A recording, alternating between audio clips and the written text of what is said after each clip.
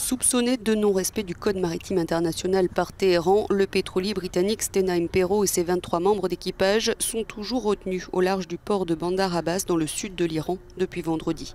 Une situation illégale et inacceptable pour Londres. La première ministre britannique Theresa May a annoncé tenir une réunion interministérielle de crise ce lundi. La dirigeante britannique qui quittera ses fonctions mercredi veut faire le point avec son gouvernement et aborder la question du maintien de la sécurité dans le Golfe. Son chef de la diplomatie, Jeremy Hunt, a obtenu le soutien de la France et de l'Allemagne, qui se joignent à la Grande-Bretagne pour réclamer la sécurité du passage des navires dans le détroit d'Ormuz. Et le Parlement britannique envisagerait des sanctions. Selon Téhéran, le navire est entré en collision avec un bateau de pêche et les autorités iraniennes ont ouvert une enquête sur les causes de l'accident.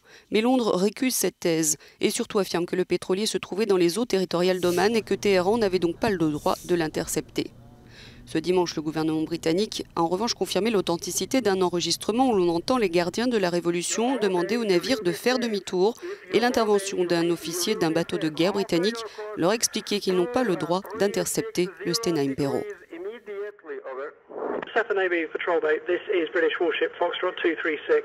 Please confirm that you are not intending to violate international law by unlawfully attempting to board. You must not impair, impede, obstruct or hamper the passage of the MV Stena Imperio. Foxtrot 236, this is SEPA Navy patrol boat. No challenge is intended. Il faut savoir que la saisie de ce pétrolier est survenue quelques heures après la décision de la Cour suprême de Gibraltar de prolonger de 30 jours la détention d'un pétrolier iranien, cette fois-ci, le Grace 1. Sur Twitter, l'ambassadeur d'Iran à Londres a exhorté le gouvernement britannique à maîtriser les forces politiques intérieures qui veulent une escalade des tensions. L'Iran, a-t-il ajouté, est prêt pour différents scénarios.